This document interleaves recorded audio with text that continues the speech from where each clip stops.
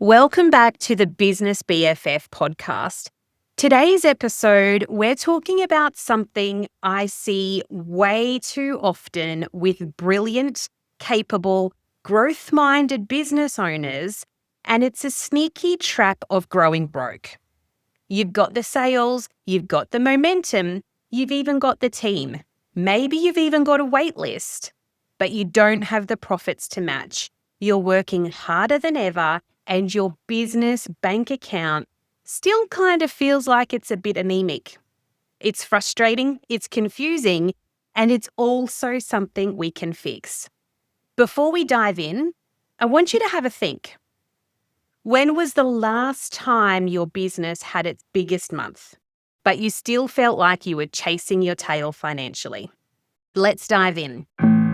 Welcome to the Business BFF, the podcast where fierce and fabulous business women come together for the kind of real talk and honest advice only your besties would give. I'm your host, Emma Bowdler, founder of The Women's Accountant, and I'm here to help you navigate the wild world of business, finance, and life. Whether you're scaling up, starting fresh, or just need a pep talk from someone who gets it, you're in the right place. So grab your favorite bevy and get comfy. It's time for a chat with your business BFFs. So this is a big one, and it's something that I see all too often. So I wanted to really start with, what do I mean by I say growing broke? So let's start with defining that. Because once you know what to look for, it's a really easy thing to spot. So growing broke happens when your business grows in activity, but not in actual profit. So this could be more clients, it could be more sales, it could be more team, more systems, more tech, more overheads, whatever that looks like, it's just more. But what about your bottom line?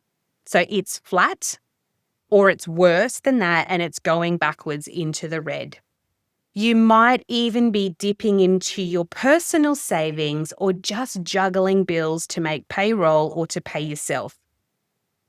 And here's what makes this so sneaky. On the outside, things look good. You know, you're busy, your revenue is up, but your margins are vanishing. And you're running a growth machine with no fuel in the tank. Now, I've worked with clients making 6, 7 figures who were still living week to week. And it's not because they weren't working hard, but it's because the structure of their business could not support that level of growth. Okay, so just have a think about that. There are 4 common reasons that you could be growing broke. And so let me break those down for you. And the first one is all around pricing. So your prices haven't gone up. So here's the thing. As your business evolves, your expenses do too. So that's more tools. Maybe it's more support. Maybe it's higher insurances. It's software. It's superannuation. You know, we saw that go up at the 1st of July. Wage increases, taxes, all of those things stack up.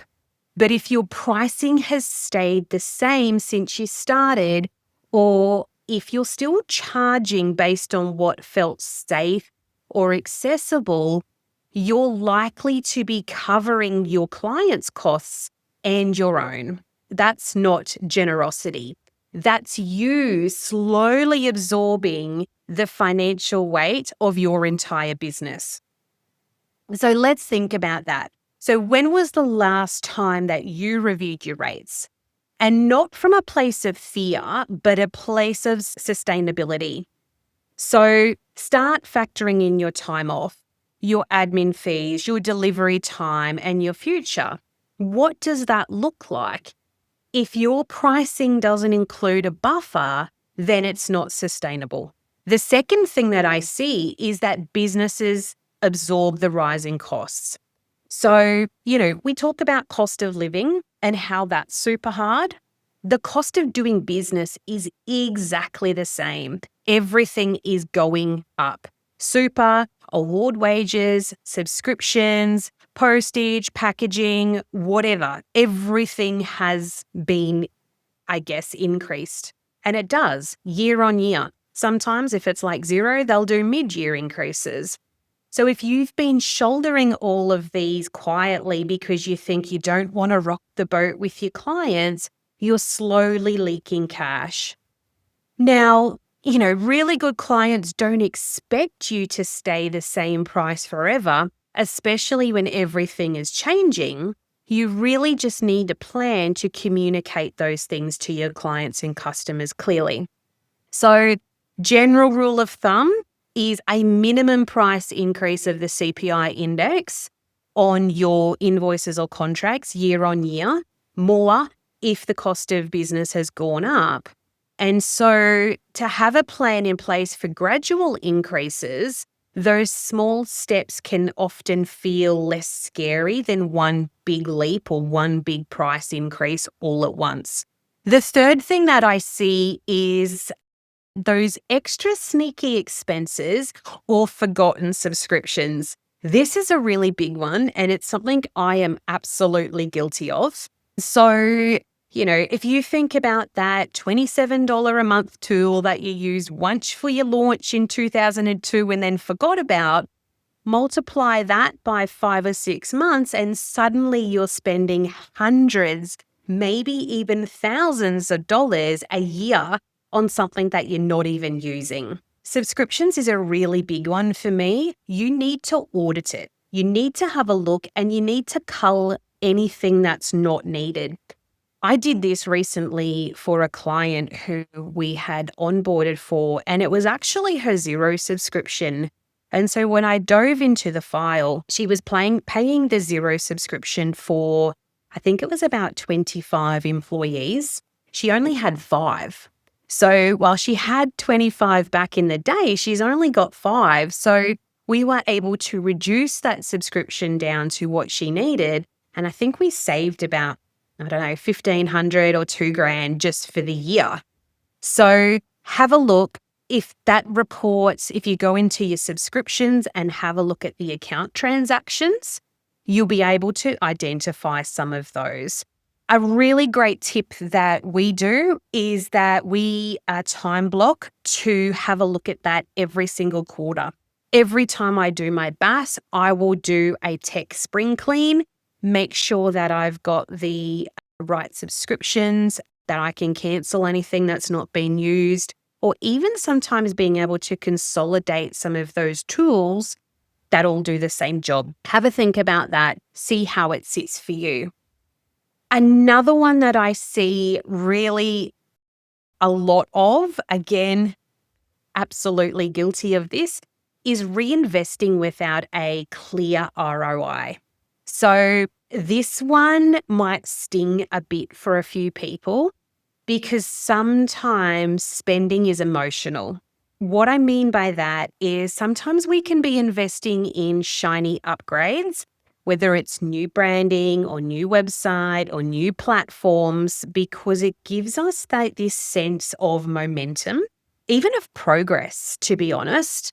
But if you're spending without a clear plan for how the investment will bring in more money or save significant amounts of time, then you're not really investing. You're buffering that discomfort with business purchases. So before you hit buy, I want you to ask yourself, what am I trying to achieve by purchasing this? How will it pay me back? Not emotionally, but financially. And what does that look like? To use a Mel Brown example, she's really big on, not online shopping and all of those, no afterpay and that kind of thing. But one of the tips she had said is that if you put something in your cart, to sleep on it. So give yourself 24 hours. And then if it's still something that you want to dive into, then you might want to consider it. What I also have for myself, and I do this with Emily, our practice manager, is I will always check in with her before I make big investments in my business, because ultimately, whatever we invest in needs to be good for the entire team. So part 3 of this one is all about conscious scaling. So if growing broke is what is happening, then what's the solution to that? And the solution to that is what we like to call conscious scaling. So it is all around that growth that is sustainable, it's intentional, and it's profitable. And here's what it looks like in practice. So the first thing is to rebuild your pricing structure, map out your packages, include the cost of delivery and the value that you bring. And don't just match the market with this, match your reality. There's nothing more frustrating than seeing people have a really great offer that has got so much value than what a competitor does, and then just matching their prices. That's not your reality, and that's not what you're delivering. What would it look like if your pricing actually supported the life that you wanted to live and not just your expenses? What does that look like? The second thing is to do a quarterly money audit. So, check your tech stack, track your expenses, review every subscription, trim the fat, and then reinvest that wisely if you need to. I know everybody doesn't love budgeting, but the reality is if you're not budgeting for the expenses in your business, then you're really just coming up with a pricing strategy that is like throwing spaghetti at the wall and hoping that it sticks. That is not strategic at all. The third thing I want you to consider is to know your cash conversion cycle. So this is the time between when you start the work and when the money lands in your bank account. So, think about delivery times, invoicing delays, payment delays. Now, if that is like 45 plus days, then you are creating a cash flow pinch in every single transaction that you make. So what you can do to improve that is shorten those times. That could mean invoicing faster. It could be incentivizing prompt payments. I have done that in accountancy practice that I owned previously. We would offer clients a 5% discount if they paid within 7 days. That could look like, if you work in project space, it could look like invoicing before, invoicing in the middle, and then invoicing at the end. So you're automatically pulling some of that income forward. Just have a think about your business structure and see what that looks like. The fourth thing I want to talk about is updating your packages. So this one hits home for me personally. So are you still delivering your 2021 offer in your 2025 business? And if the answer is yes to that, I would really encourage you to review it. It's time to rescope the job and reprice the job.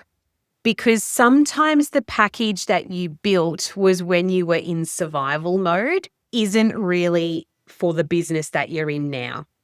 Lots of things to think about there. So growing broke is one of those traps that creeps in quietly. Because growth feels good and it looks good, it validates your effort.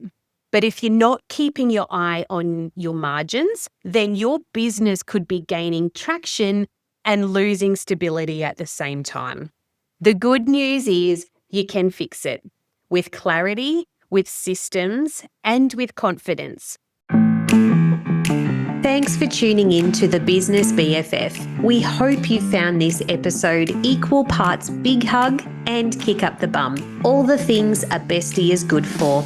Remember, you've got this, and we've got your back like only a BFF can. If you've loved what you've heard, be sure to subscribe, leave a review, and share it with your fellow business besties. Don't forget to follow us on social media at The Women's Accountant for more tips, tricks, and behind-the-scenes fun. Until next time, keep being fierce and oh so fabulous. This episode had you nodding along and scribbling notes on the notebook beside you, then let us know by sending us a DM over at The Women's Accountant on Insta, and be sure to pass it on to one of your biz besties who's been doing all the things and still feels like the numbers don't add up.